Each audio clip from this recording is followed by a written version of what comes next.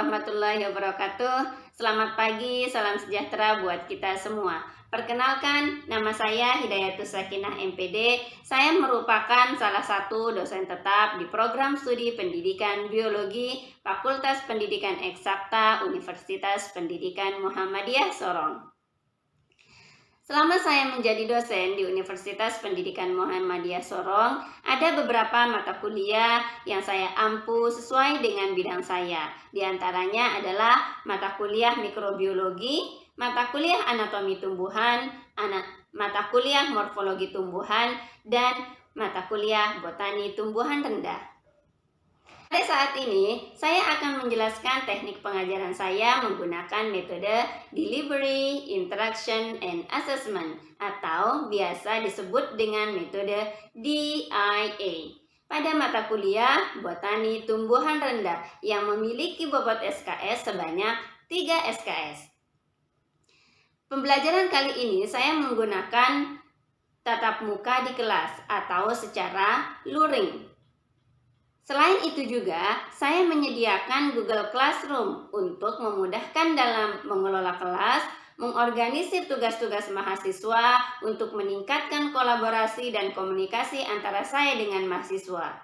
Untuk saya menampilkan video pembelajaran saya, terlebih dahulu saya akan menyampaikan deskripsi singkat mata kuliah Botani Tumbuhan Rendah dan capaian pembelajaran yang diharapkan serta metode yang digunakan. Botani tumbuhan rendah adalah salah satu mata kuliah yang umum diajarkan pada program studi pendidikan biologi. Mata kuliah ini berfokus pada tumbuhan yang termasuk pada kelompok tumbuhan rendah. Pada mata kuliah ini akan membahas tentang prinsip-prinsip botani tumbuhan rendah. Kemudian akan membahas juga tentang penggolongan organisme pada divisi Talophyta atau yang biasa kita sebut dengan alga. Kemudian divisi Bryophyta atau yang biasa kita sebut dengan lumut, dan yang terakhir pada divisi Pteridophyta atau biasa kita kenal dengan tumbuhan paku. Pada mata kuliah ini juga mahasiswa akan dilatih keterampilannya melalui praktikum di laboratorium maupun di lapangan dalam bidang botani tumbuhan baik secara berkelompok maupun secara mandiri. Pada mata kuliah ini juga, mahasiswa akan dibimbing untuk merencanakan dan melaksanakan penelitian di bidang botani tumbuhan rendah secara mandiri maupun secara kelompok. Dalam mengajar mata kuliah botani tumbuhan rendah ini, saya juga menyiapkan textbook dan jurnal-jurnal yang relevan terkait tentang botani tumbuhan rendah, yang tujuannya adalah untuk memudahkan mahasiswa dalam mempelajari secara mandiri maupun kelompok semua materi-materi tentang botani tumbuhan rendah. Kemudian, saya juga meminta mahasiswa untuk berdiskusi secara berkelompok sesuai dengan materi yang mereka dapatkan, kemudian dilanjutkan dengan presentasi dan tanya jawab.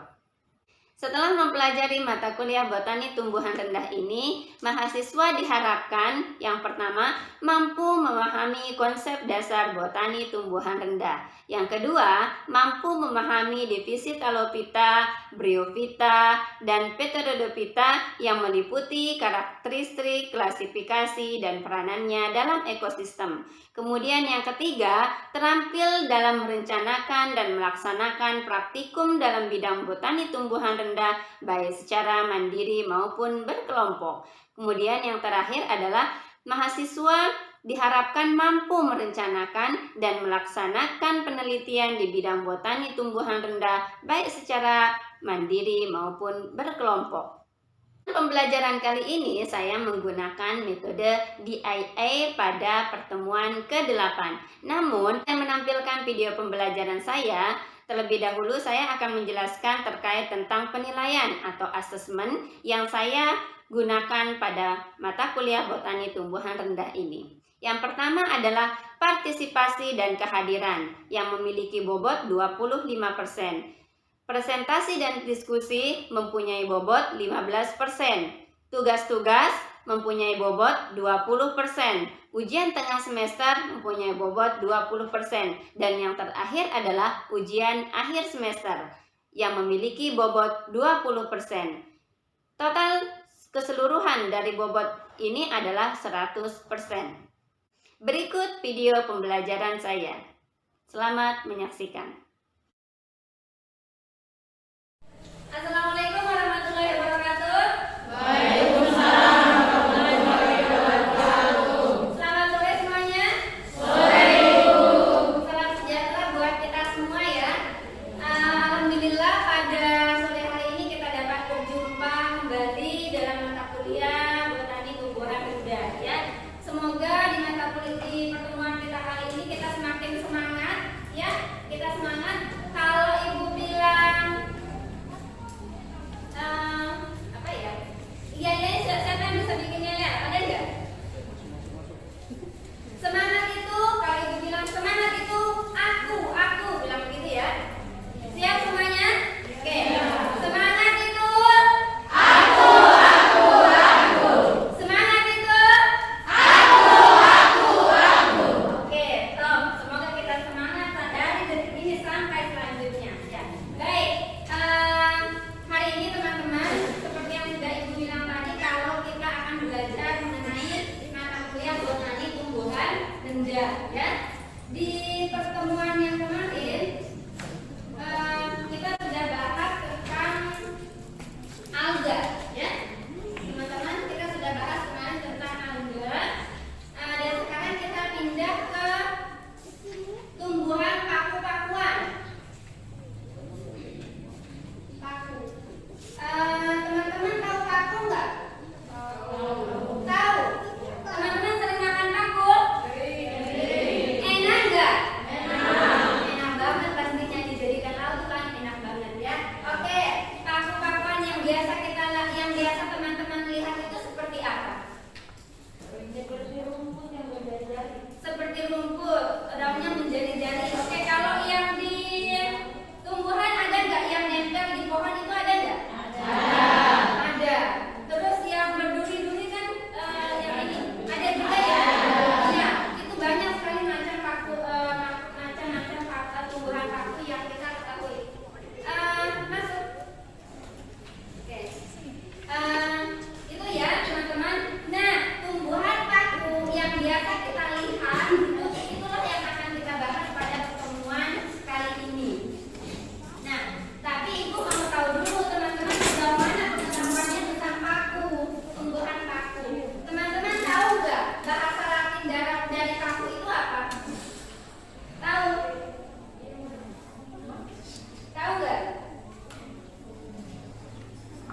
Apa? Tahu? Apa? Coba Putri disebutkan besaran suaranya. Jangan takut untuk berpendapat. Bisa dituliskan? Silakan tuliskan di papan tulis. Bisa bawa.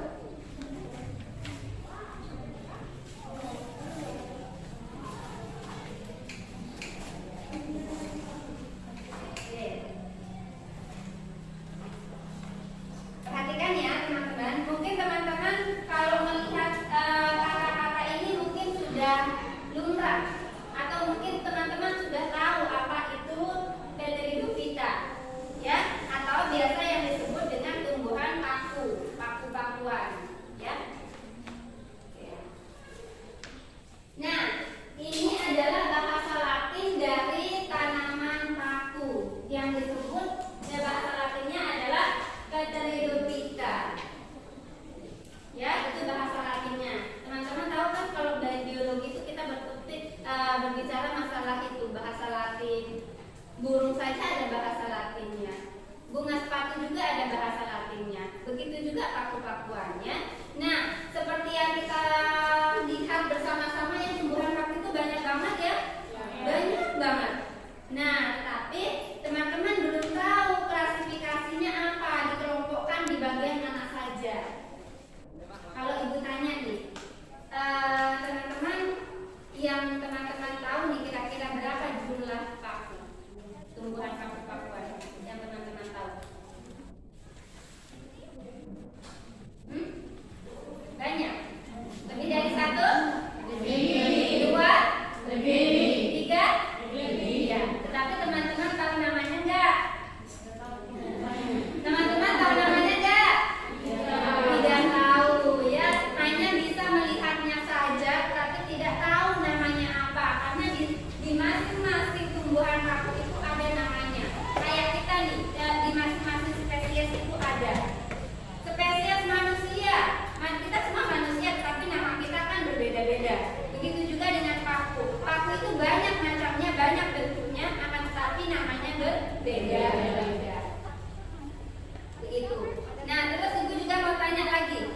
Teman-teman tahu nggak bagaimana cara tumbuhan paku-pakuan ini hidup? Tahu? Tahu? Bagaimana yuk? Tidak tahu juga? Tidak tahu. Oke, ditulis dulu ya. Kalau ibu bertanya nih, apa yang teman-teman tahu tentang tumbuhan paku? Siapa yang bisa menjawab? Siapa yang bisa menjawab? Silakan. Siapa yang tahu tentang tumbuhan paku? Ya, paku hidup di rawa. Oke, paku hidup di rawa. Apa juga? Ketika teman-teman mendengar kata paku itu apa yang terbesit di dalam pikiran teman-teman? Contoh kayak Putri tadi mengatakan paku itu hidup di rawa. Ayo teman-teman yang lain apa? Ada juga yang tidak tumbuh di rawa. Oke, tidak di rawa ya. Nah, yang lain ini tempat hidupnya saja. Coba yang lain. Ada di pohon. Ada di pohon. Oke. Di pohon ya. Di mana juga? Di batu. Bagus. Di batu. Apa juga? Oke, ini kan tempat hidupnya. Tapi kalau warnanya sama atau beda? Beda. Beda? Iya. Sama atau beda? Beda. Beda. Menurut teman-teman warnanya ini warnanya apa saja? Merah. Hijau. Apa juga? Merah, hijau, coklat, juga ya. Oke, itu banyak sekali ya warna-warni. Dia berwarna-warni. Tetapi umumnya memang dia itu berwarna hijau ya. Umumnya ya kita lihat. Tetapi banyak juga yang berwarna merah bahkan coklat kecoklatan. Ya. Oke, itu dari warna. Kemudian dari tempat hidup. Dari kalau cara hidupnya teman-teman kira-kira bagaimana? Gimana? Oke, bisa menyerap makanan dari tanah ya, dari tanah atau apa tadi? Atau dari tumbuhan yang lain. Tumbuhan yang lain. Oke, bagus. Yang lain? Ada pendapat yang lain? Cara perkembangbiakan dari paku ini selain dari yang sebutkan sama yang temannya tadi itu, atau cara dia memperoleh nutrisi atau makanan, ada yang tahu? Selain dari emanda yang tadi, kira-kira gimana?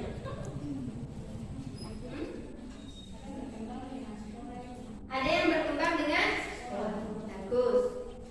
Ya, ini untuk cara perkembangbiakannya atau sistem reproduksinya. Yang pertama ada yang apa tadi?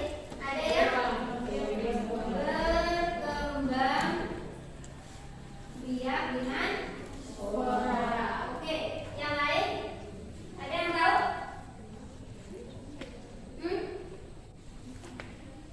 Ada yang tahu? Oke, baik, tidak apa-apa. Mungkin pengetahuan teman-teman mungkin untuk awal namanya juga awal ya kita belajar. Tetapi dari sini ibu sudah bisa mendapatkan gambaran bagaimana teman-teman sudah mempunyai pengetahuan awal tentang paku-pakuan ini atau Pteridophyta ini. Nah, sekarang teman-teman akan bekerja berkelompok, ya, akan bekerja secara berkelompok untuk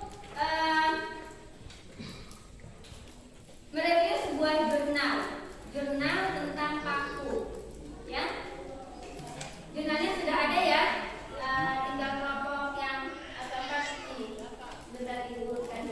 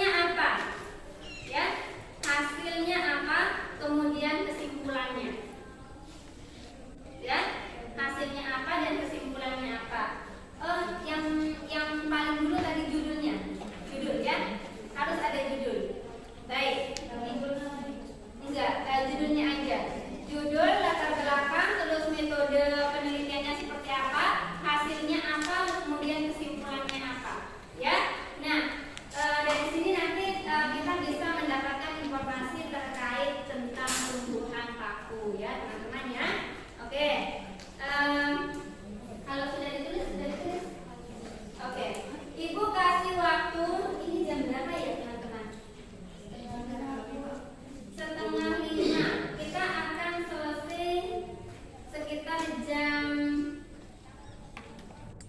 5:30 nanti ya. Nah, tapi untuk yang jurnalnya ini dikerjakan sampai sekarang sudah jam 4, jam 3 lebih ya tadi ya? Jam 5 lebih? Jam 4 lebih 36 ya. Oke, berarti ibu kasih waktu sekitar berapa nih? 30 menit. Ya, 30 menit untuk menyelesaikannya. Ya, untuk menyelesaikannya itu 30 menit. Soalnya nanti 10 menit ada sesi presentasi yang harus dilakukan oleh masing-masing kelompok. Oke? Bisa dimengerti teman-teman? Bisa? Ada pertanyaan? Silakan jika ada pertanyaan sebelum kita mulai.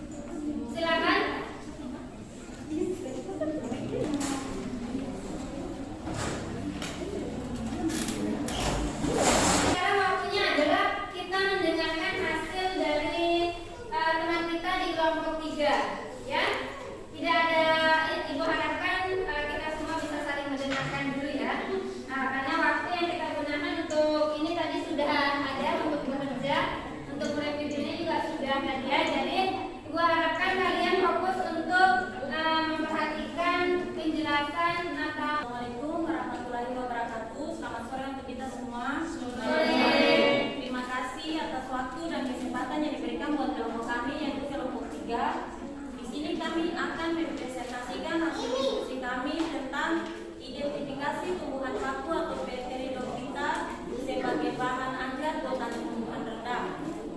Di sini saya akan berikan waktu kepada pemateri saya untuk membacakan hasil diskusi kami. Kepada pemateri saya silakan. Assalamualaikum warahmatullahi wabarakatuh. Selamat sore juga teman-teman semua. Pertama-tama saya mohon maaf tidak bisa berdiri karena kondisi kaki saya lagi sakit. Selanjutnya kita masuk untuk pembahasan apa yang telah kita diskusikan di kelompok kita mengenai tumbuhan paku sebagai bahan ajar botani tumbuhan rendah di kawasan Tanggula Pucuk Merah Intan, Kabupaten Aceh Besar.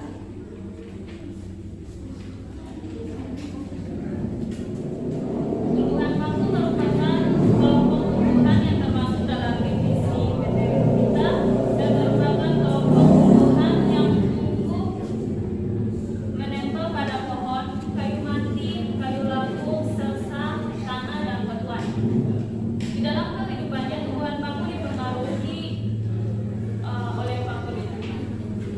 Menurut Mitchell mengatakan jenis tumbuhan yang dapat hidup sebagai FPV mencapai 30.000 jenis, yang merupakan sekitar 10% dari seluruh jenis tumbuhan berbengkulu di muka bumi yang terbagi dalam 850 marga dan 65 suku. Di sini saya akan bertanya pada metode penelitian. Dari metode penelitian pengambilan tumbuhan paku menggunakan apa? Pada metode penelitian pengambilan tumbuhan paku menggunakan apa? Ya, silakan dijawab. Iya, secara nyata tumbuhan paku tuh kalau kita mau ambil itu kita langsung petik aja. Sampai di tempat itu kita bisa langsung petik. Kalau tumbuhan paku yang berwarna merah dan coklat itu dia punya pohonnya itu agak keras, jadi bisa pakai pisau.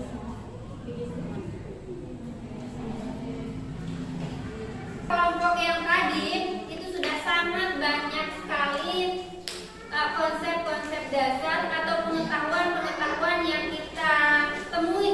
kita temukan tentang tumbuhan Pteridophyta ini. Ya, oke, silakan teman-teman, Ibu harapkan bisa memperhatikan dulu ya. Kita sama-sama merefleksi pembelajaran kita, mengulangi dari apa yang sudah disampaikan teman-teman kita yang tadi. Bisa dilihat di papan tulis ini ada sebagian kecil saja dari beberapa kesimpulan yang sudah disampaikan sama teman kita tadi ya. Tadi di kelompok 3 pada awalnya pada jurnal yang pertama hasil yang dapat kita temukan atau kesimpulan dari penelitian itu ada beberapa jenis paku yang terdapat di wilayah tersebut. Itu di wilayah mana? Aceh ya. Aceh. Kecamatannya ada ini? Ada ketentuannya? Hanya Kabupaten Aceh Besar, kawasannya Oke, di Kabupaten Aceh Besar. Iya.